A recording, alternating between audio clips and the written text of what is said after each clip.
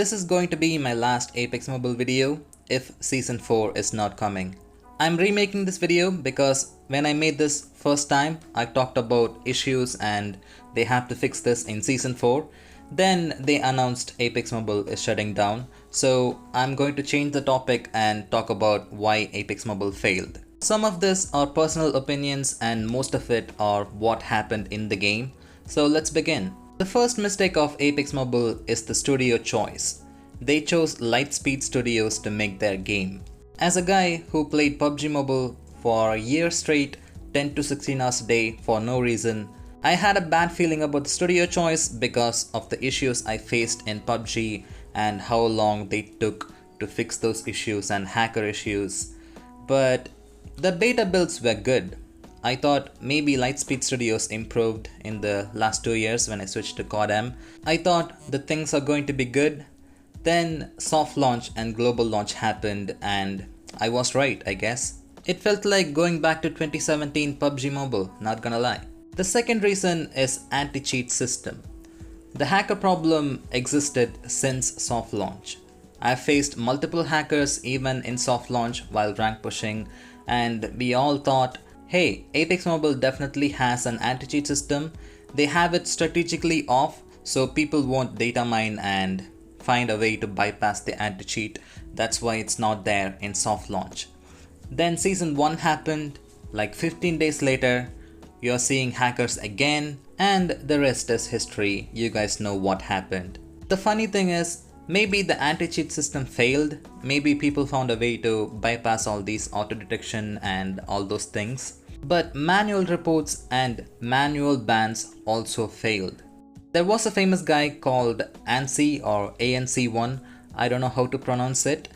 That guy reached Predator in 3 different seasons while using hacks, while boosting their friends. He even reached leaderboards multiple times and thousands of people reported him every single day, but it took them 3.5 seasons to ban them. This is a really bad look for any company, and if Apex Mobile fixed the hacker issue, they would have retained a lot of players.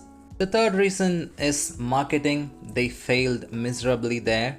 It's not like they don't know the mobile market or something like that. EA has a lot of mobile games and one of their successful game is FIFA Mobile and that's still going. Maybe they didn't know the FPS genre and handled Apex Mobile like just another game or something like that. Instead of sponsoring and supporting mobile creators, they relied on PC creators who played Apex Legends mainly, and they paid them to make videos on Apex Mobile, which is not good. They finally decided to sponsor mobile creators in Season 3, but I guess it's too late for that. I saw some sponsored videos. People did not care about the game at all. They just made a video just for the sake of it and got the money, which is not wrong. And even in these tough situations, they decided to ignore Asian market. I don't know why. I'll talk about it later, but now, advertisements. You guys would have seen that TikTok ad, cool hair. Maybe you guys remember that. Just so you know, that ad gone through a group of people and everyone approved that advertisement for Apex Mobile. I don't know how that represented Apex Mobile in any way, but those guys gave approval for those ads and that got published. Even Apex Mobile creators couldn't take that cringe. That's how bad it was. If someone sees that ad, they are definitely not trying that game. I'm sorry. They could have spent those ad money in something else, like a creator cup or something. Creators will play, they'll win, and in return you get free advertisements. Which brings me to my fourth point, which is custom room access and spectator slots. This is 2022, mobile gaming has evolved and having custom rooms in your game is a standard you have to maintain. Apex Mobile also had custom rooms. It's only like exclusive access to some people. It's alright, but the problem is they did not work on it at all. Even now, almost after a year, if you open custom room right now, there are no significant changes. They did not add spectator slots, they did not add, a way to hide your room code or protect your room by adding password. and all those, they did not add a single thing. Even though we requested it, and they had plans, I guess, because there were some leaks about custom rooms and they were adding a lot of features on it, but it never made it to the global version, I guess. And that brings me to number 5, which is competitive scene was non-existent. It's mainly because of the custom room access. You guys have no idea how many organizations I have reached out, and they reached out to me and asked me about custom room access and spectator slots, and all of them backed out. At least most of them backed out because the game did not have a spectator slot. So if they invest in the game, they are not going to make anything back. Like, these things happened after I got custom room access.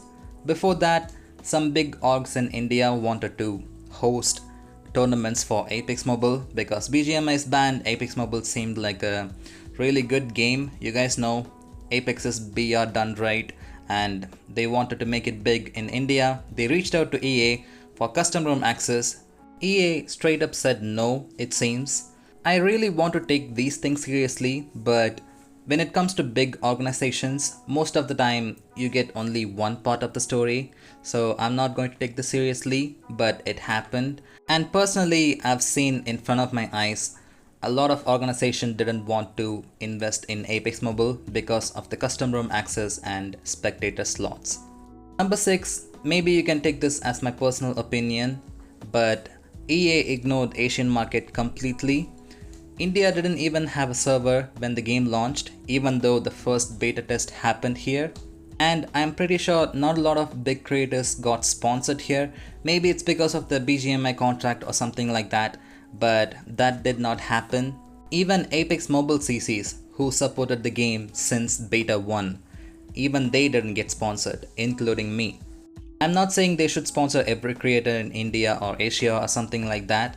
It just feels bad when a channel in other region that performs way worse than your channel, but it still gets supported by EA. It kind of feels bad. And EA also has a creator network program. I don't know the benefits, but I applied for it when they made it public. Like, they tweeted out saying, hey, you can apply for the creator program now, and I applied for it immediately. That application is still in pending. I don't care anymore, but other creators who applied after me in other regions got accepted. I don't know, man, it's just bad. It's my personal opinion. Number 7, bad matchmaking, rank system and bots.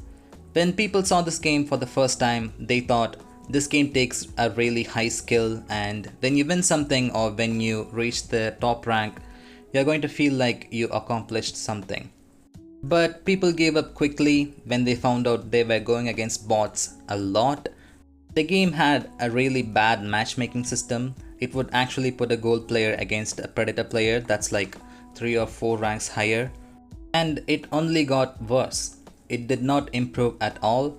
And to go with the bad matchmaking, they had the perfect rank point system. A guy legit reached number 1 position in the leaderboards just by sitting in the corners of the map. Yes, all playstyles should be rewarded, but the people who actually takes risk and fight a team, they weren't getting rewarded enough. Which brings me to number 8, because this almost ruined the game in season 1. Every predator or every diamond player was doing this. The infinite bunny hopping and other broken mechanics in the game. Believe it or not, infinite bunny hopping was discovered in soft launch and it got reported immediately, and they took 2 full seasons to fix that. And by the time Apex Mobile fixed that movement exploit, a lot of people quit the game because they thought it was a movement mechanic and they were doing that to nerf skilled players. That happened. Then jump spamming, people were actually jumping more than the bullets they hit. That also took season 2 and season 2.5 to fix. By the time they fixed it, a lot of casual players had already quit the game and they are not coming back. And number 9 is the monetization policy. A lot of these big companies come to mobile platform so they can make some money. But EA is kinda late, I guess, because Quantum was already out and they already set a standard for monetization policy. Yes, they had $100, $200 skins, but at some point you'll definitely get that skin. And CODM also had regional prices. For example, in India, the CP prices are really low compared to US, which motivated a lot of people here to spend money in the game and get the skin they wanted for low prices, because that's how it looked like. And Apex Mobile came out and their first skin drop was a raid skin, I think, and people were spending like $400-500 for that skin. Some people didn't even get it. And then they tried to monetize everything. For example, if you missed the current season's legend, let's say you missed Fade, and if you want to unlock Fade in season 1.5, you'll have to spend 800 syndicate gold, which is $10. We, the content creators, fought for it, and eventually they released the legend credits for free in Clan Store and some grindable events. And also, they did not bring any good monetization strategies from the PC version, because when the game was announced, we were expecting something like the PC version, because the monetization on the mobile platform was already bad. We thought, hey, Apex Legends already has a good monetization system on PC and we are going to get the same on mobile, it's going to be good. And then they are dropping this in soft launch and global launch. In previous betas, the monetization system was close to PC version and we had a lot of hope, and seeing this, everyone was disappointed. In PC version, you can get a legendary skin for free just by grinding. You can use the materials, I think, I don't know what it's called. You can use that to craft legendary skins. In mobile, you have Flux that has no use whatsoever, but you're getting that in every single pack you open for no reason. They had a store where you can use the Flux to craft skins, but they did not bother to update after season 1.5. It never got updated and there's no good skins there. Nobody spent anything there.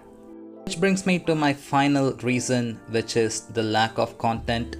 As I said, mobile gaming has evolved and we have standards here, and Apex Mobile's content did not meet that. We don't want to see some lazy events if you are taking 2 months between seasons. The more time passed, the more it felt like they are just focusing on skins and nothing else, because the game was already having a lot of issues, the broken mechanics and bug fixes and all that. Those weren't happening, but every season you'll see really good skins in the store. Like really good skins in the store. If you see the grindable events, it's all the same. It's all like you have to land here for 10 times and you have to kill 3 people in this place. It's the same thing the whole season. Every single week, if you check battle pass, it's going to be the same, and if you check events, it's going to be the same. And people got tired of it at some point, I guess, and I demanded good events, good mid-season content, so people can play the game the whole season. Because right now, if you rank up in the first week, you have nothing to do in the game other than keep playing ranked mode, nothing else. So we wanted good mid-season content and we wanted good events, and now Apex Mobile is shutting down. It is what it is, I guess, and this is why I think Apex Mobile failed. These are my 10 reasons, and I'm pretty sure you have your reasons. If you have any, or if I missed anything, let me know in the comments and let me know your thoughts as well.